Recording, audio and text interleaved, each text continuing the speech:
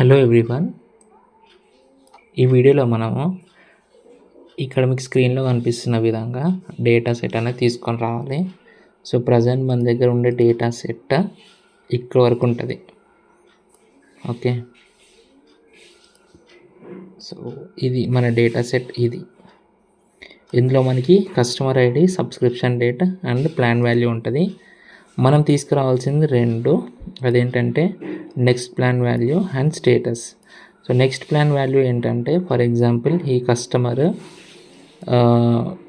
March మంత్లో 889 plan తీసుకుంటే and April నెలలో 664 ప్లాన్ తీసుకున్నాడు. నెక్స్ట్ మంత్లో 664 ప్లాన్ తీసుకున్నాడు. కాబట్టి ఈ ప్లాన్ వాల్యూ ఇక్కడ రావాలన్నమాట. ఓకే, సో ఇదంతా కూడా క్యాలిక్యులేషన్ కోసం చేస్తున్నాం మనము. జస్ట్ ఎగ్జాంపుల్గా అంటే మీకు అర్థం కావడానికి చెప్తున్నాను అనమాట. అండ్ సేమ్ కస్టమర్ నెక్స్ట్ మంత్లో 299 ప్లాన్ తీసుకున్నాడు. సో ఈ 299 ప్లాన్ అనేది ఇక్కడ వస్తుంది. సో ఇక్కడ 899 నుంచి 699 పోయింది కాబట్టి ఇది డౌన్ గ్రేడ్. 699 నుంచి 299 వెళ్ళింది కాబట్టి ఇది కూడా డౌన్ గ్రేడ్. బట్ ఇది వచ్చే వరకు ఈ కస్టమర్కి 5th మంత్ అనేది లాస్ట్ మంత్, అంటే కరెంట్ మంత్ నడుస్తుంది అనమాట. సో అక్కడ మనము కరెంట్ మంత్ అని చెప్పేసి పెట్టినాం. నెక్స్ట్ వచ్చి సేమ్ కస్టమర్ ఇక్కడ చూడండి. ఇప్పుడు ఇక్కడ 799 ఉంది, బట్ ఇక్కడ 299 ఉంది. సో షిఫ్ట్ వాడేటప్పుడు మనము ఈ subscription date and customer ID ఈ రెండు కూడా మనం దృష్టిలో పెట్టుకొని చేయాలన్నమాట. సో ఈ కస్టమర్ది ఇక్కడతో అయిపోయింది. మళ్ళీ సెకండ్ కస్టమర్ ఏదైతే ఉన్నాడో అతను స్టార్ట్ అయిందనమాట. సో ఈ 599 ఏదైతే ఉందో అది ఇక్కడ నుంచి వచ్చింది. అండ్ ఈ 599 సేమ్ మంత్ కాబట్టి సో ఇక్కడతోనే సెకండ్ కస్టమర్ కూడా అయిపోయింది. And next third customer. So third customer 499, 599, ఈ 599 ఇక్కడికి వెళ్ళింది. ఓకే, అండ్ నెక్స్ట్ ఇది సేమ్ 599 ఇక్కడ కూడా వచ్చింది. అండ్ ఇక్కడ కనుక మీరు చూసుకున్నట్లయితే ఫోర్త్ కస్టమర్ 299 అండ్ ఈ 399 అనేది ఇక్కడ నుంచి వచ్చింది. నెక్స్ట్ ఈ 299 అనేది ఇక్కడ నుంచి వచ్చింది. సో ఈ 29 అనేది కరెంట్ మంత్. సో ఈ వాల్యూస్ అన్నీ కూడా మనము పైథాన్లో తీసుకొని రావాలన్నమాట. ఓకే, సో నేను ఎక్స్ప్లెయిన్ చేస్తా 1 by 1 ఎలా తీసుకొని రావాలనేది. ఫస్ట్ అయితే మనము నెక్స్ట్ ప్లాన్ వాల్యూ తీసుకొని వద్దాం. డేటా ఫ్రేమ్ చూద్దాం first. So data frame already రాసి పెట్టుకున్నాం ఇక్కడ. సో డేటా ఫ్రేమ్ని ప్రింట్ చేస్తే మనకి ఇక్కడ customer ID, subscription date and plan value 3 ఉన్నాయి ఇక్కడ. సో మనం తీసుకురావాల్సింది ఏంటి, నెక్స్ట్ ప్లాన్ వాల్యూ. దానికోసం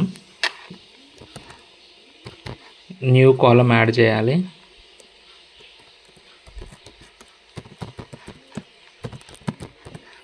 next plan value.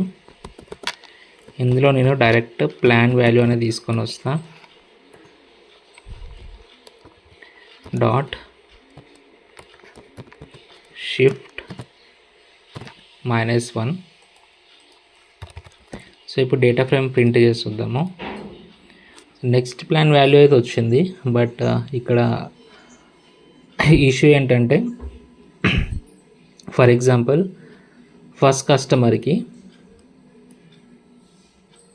Okay, so first కస్టమర్కి ఇక్కడ 799 వచ్చింది లాస్ట్ మంత్. యాక్చువల్లీ ఇక్కడ 299 రావాలి. ఈ 799 ఎక్కడి నుంచి వచ్చిందంటే ఇక్కడ నుంచి వచ్చింది, బట్ ఇది సెకండ్ కస్టమర్ది కదా. సో ఇది రాంగ్. నెక్స్ట్ వన్ వచ్చి సెకండ్ కస్టమర్ ఇక్కడ 499 అని వచ్చింది, ఎందుకంటే ఇది థర్డ్ కస్టమర్ది కాబట్టి. సో ఇది కూడా రాంగ్. అండ్ నెక్స్ట్ థర్డ్ కస్టమర్ది కూడా చూసుకున్నట్లయితే సేమ్ అదే కేసు. అండ్ లాస్ట్ వచ్చే వరకు NAN వచ్చింది, నాట్ ఏ నెంబర్ అని, ఎందుకనంటే దీని తర్వాత ఇంకా డేటా సెట్ ఏం లేదు కాబట్టి. సో ఇక్కడ మనం చేయాల్సింది ఏంటనంటే, ఈ కస్టమర్ ఐడి యొక్క ప్లాన్ వాల్యూని మనం పైకి తీసుకురంటే షిఫ్ట్ చేయాలి -1తో. ఓకే, సో ఇక్కడ మనం గ్రూప్ బై కండిషన్ అనేది వాడాల్సి ఉంటుంది అన్నమాట.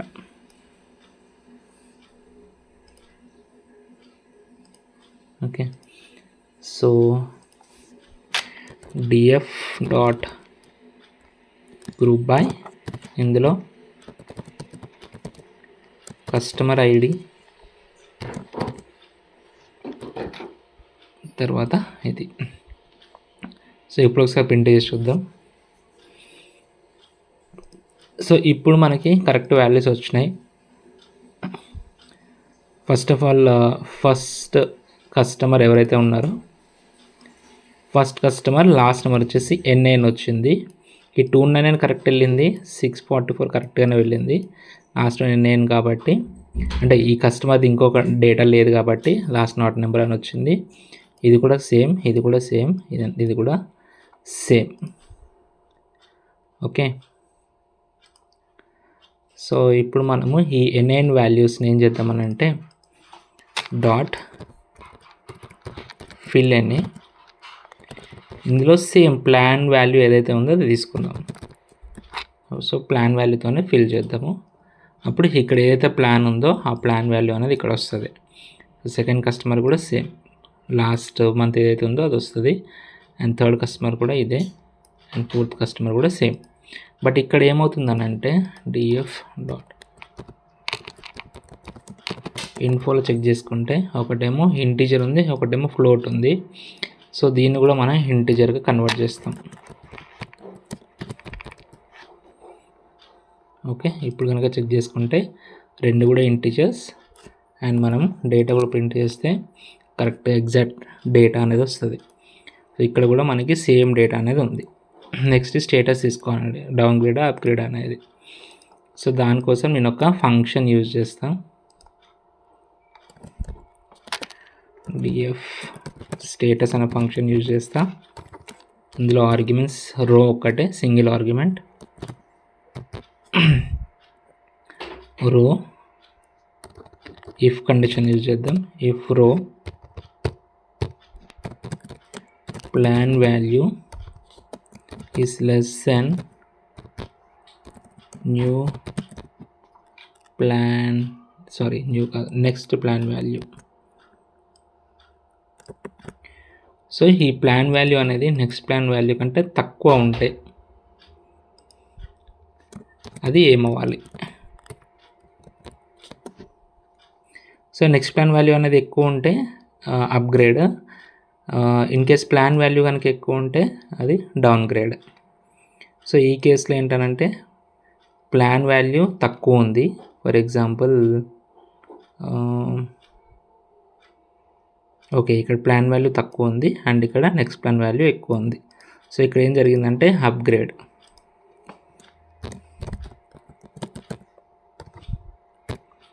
ఓకే,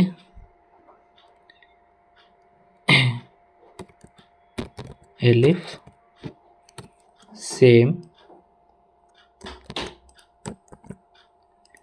ఇది డౌన్ అయ్యేది ఉంటే మాత్రం, sorry plan value greater than అయి ఉంటే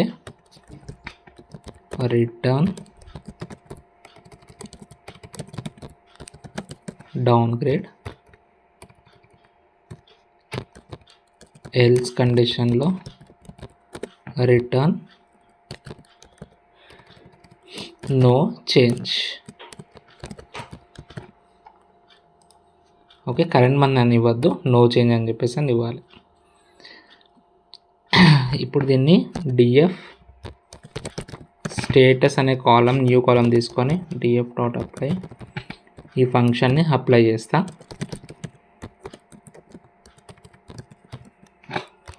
ఇప్పుడు డేటా ఫ్రేమ్ అనేది చెక్ చేద్దాం. సో ఇక్కడ ఇండెంటేషన్ స్పేసెస్ వచ్చినాయి, ఇక్కడ కూడా సేమ్. ఓకే, ఇప్పుడు మనకి డౌన్ గ్రేడ్ అప్గ్రేడ్ అనేది వచ్చేసింది. DF ప్రింట్ చేద్దాం. So downgrade no change, మరి ఇక్కడే డౌన్ గ్రేడ్ కరెంట్ మంత్ అనేది వచ్చింది.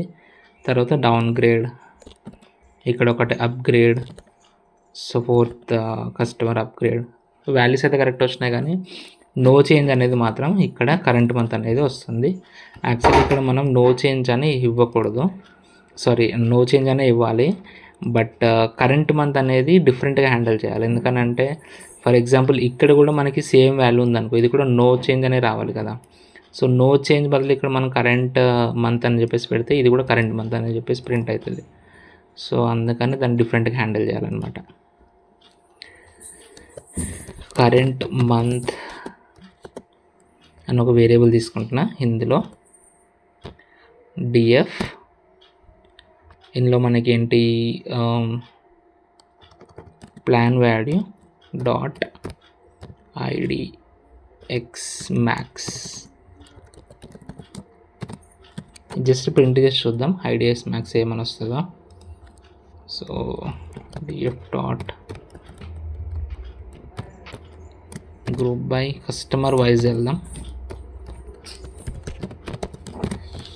కస్టమర్ ఐడి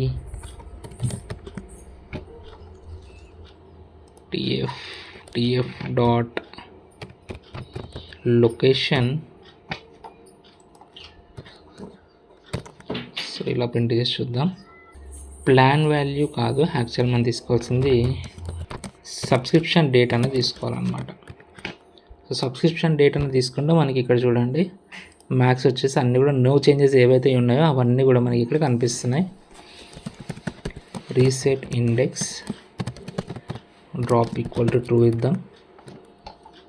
ఓకే, సో దీన్ని మనము డేటా ఫ్రేమ్లో అప్లై చేయాలి కాబట్టి డిఎఫ్ లొకేషన్, ఇందులో స్టేటస్ అనే కాలం మనం ఏమైనా అప్లై అనేది మనం చేంజ్ చేయాలన్నమాట. ఈక్వల్ టు కరెంట్ మంత్ అని చెప్పేసి అప్లై అవ్వాలి. సో ఇప్పుడు డేటా ఫ్రేమ్ని ప్రింట్ చేసి చూద్దాం. సో ఇక్కడ మనము ఏం చేద్దాం అని అంటే ఇది తీసేద్దాం, డిఎఫ్ ఎల్ఓసి ఇప్పుడు ప్రింట్ ఇద్దాం. ఓకే, ఇక్కడ ఎందుకనంటే ఆల్రెడీ మనం ఇక్కడ లొకేషన్ ఇక్కడ తీసుకుంటున్నాం కాబట్టి ఇక్కడ మెన్షన్ చేయకూడదు, అది డిఫరెంట్, ఇవన్నీ కూడా స్ప్లిట్ అయిపోతున్నాయి అనమాట. లాస్ట్కి ఏదైతే మ్యాక్స్ వాల్యూస్ ఉన్నాయో అవన్నీ కూడా మనకి కరెంట్ మంత్ అని చెప్పేసి చూపిస్తుంది అనమాట. ఫర్ ఎగ్జాంపుల్ ఈ 4th కస్టమర్ నేను ఇంకొక వాల్యూ అనేది యాడ్ చేస్తాను నేను ఇక్కడ. సో 4 అండ్ డేట్ వచ్చేసి 2025/9/02 అని ఇచ్చాను నేను. 299 ఉంది కదా, ఇక్కడ కూడా నేను 299 అని ఇచ్చా అండ్ దీన్ని ఎగ్జిక్యూట్ చేస్తాను ఇప్పుడు. సో 299 4th కస్టమర్ ఇది కూడా వచ్చింది. సో ఇప్పుడు మనం ప్రింట్ చేసుకున్నట్లయితే మనకి ఇక్కడ 299 2 టైమ్స్ ఉంది. ఇప్పుడు ఈ ఫంక్షన్ ఇది ప్రింట్ చేసి చూద్దాం. సో ఇక్కడ 2 టైమ్స్ నో చేంజ్ ఉంది, ఒకటే కస్టమర్ 2 టైమ్స్ నో చేంజ్ ఉంది. ఇట్లాంటి కేసు మనకి ఎక్కడ కూడా రాలేదు, ఇది మీకు చూపిస్తున్నాను అనమాట. అది మనం ఎందుకు చేస్తున్నాం, కరెంట్ మంత్ అనేది ఎందుకు ప్రింట్ చేస్తున్నాం అనేది. అండ్ నెక్స్ట్ ఇప్పుడు మీకు క్లియర్గా తెలుస్తుంది. సో ఇక్కడ చూసుకున్నట్లయితే 4th కస్టమర్ ఈ డేట్కి నో చేంజ్ అండ్ ఇది మ్యాక్స్ డేట్ కాబట్టి ఇక్కడ మనకి కరెంట్ మంత్ అని చెప్పేసి చూపిస్తుంది అనమాట. సో ఇట్లా మనము సేమ్ సాల్వ్ చేస్తాం, మనం ఒక అడిషనల్ రో కూడా రికార్డ్ కూడా యాడ్ చేస్తాం అనమాట.